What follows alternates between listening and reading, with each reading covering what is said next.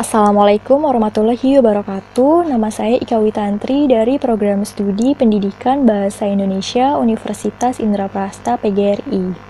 Pada kesempatan kali ini, pada mata kuliah retorika, saya berkesempatan untuk membedah buku bertemakan public speaking. Nah, buku yang akan saya bedah ini berjudul Seni Menaklukkan Lawan Bicara. Baik, kita langsung saja ke pembahasannya. Jadi, seni berbicara adalah sebuah keterampilan yang harus dikuasai dalam sebuah komunikasi. Berbicara sendiri telah melekat dalam kehidupan manusia sejak zaman dahulu. Nah, seni berbicara berfungsi untuk meyakinkan sebuah informasi yang kita sampaikan kepada orang lain. Selain itu, fungsi lainnya yaitu untuk membujuk dan mempengaruhi si lawan bicara. Nah, kegiatan berbicara tidak sekedar menyuarakan sesuatu, namun kita harus mampu menguasai teknik-teknik yang tepat agar komunikasi berjalan dengan efektif. Buku Seni Menaklukkan Lawan Bicara adalah buku non-fiksi yang ditulis oleh Ayu Usada Rengkaningtyas, M.Sos. Dalam buku ini menjabarkan dan menyajikan panduan-panduan umum dalam berkomunikasi. Nah, penulis sendiri membuat buku ini berdasarkan minat dan hobi serta pengalamannya dalam dunia komunikasi, media, dan jurnalistik. Selain itu, latar belakang pendidikannya yang bersangkutan dengan ilmu komunikasi membuat penulis menguasai bahasan mengenai komunikasi.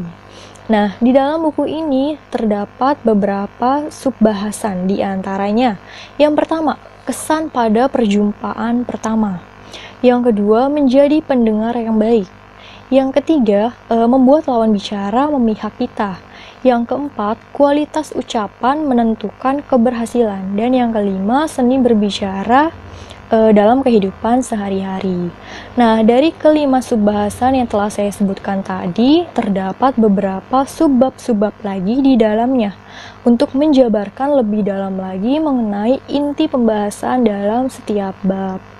Nah, secara garis besar, buku ini memberi panduan bagi pembaca untuk menaklukkan lawan bicara.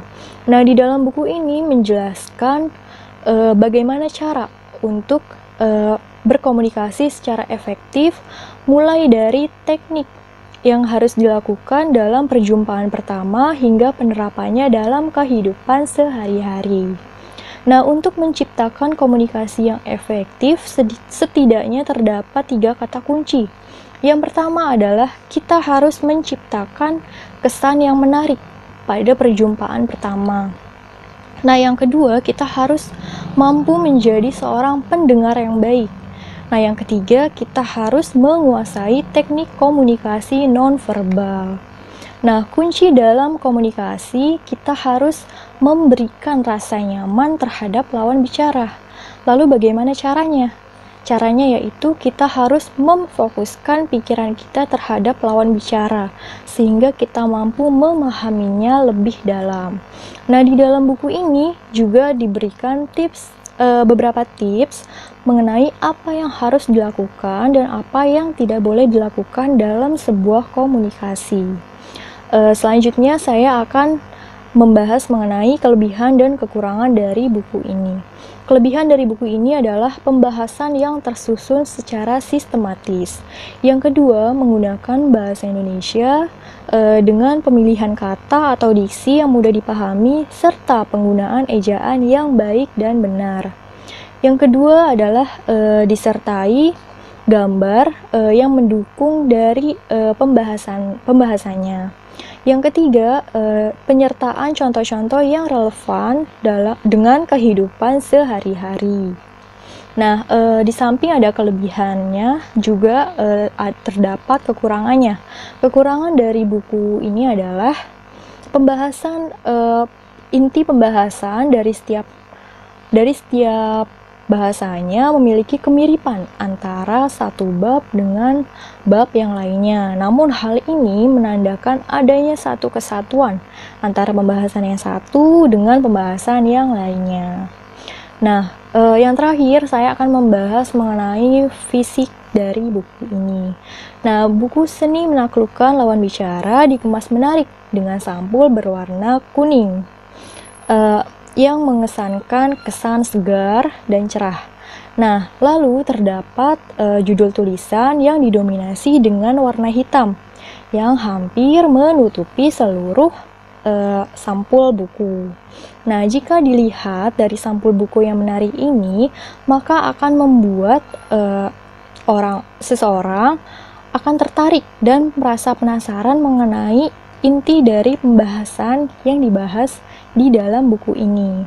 Nah, seperti yang saya sebutkan tadi mengenai penggunaan bahasa dan pemilihan kata yang mudah dipahami, maka membuat buku ini menjadi bacaan yang ringan di kalangan remaja hingga dewasa. Terutama seseorang yang ingin mempelajari seni berbicara lebih lagi. Nah, demikian pembahasan bedah buku yang saya sampaikan. Mohon maaf jika ada tutur kata yang salah. Wassalamualaikum warahmatullahi wabarakatuh. Terima kasih.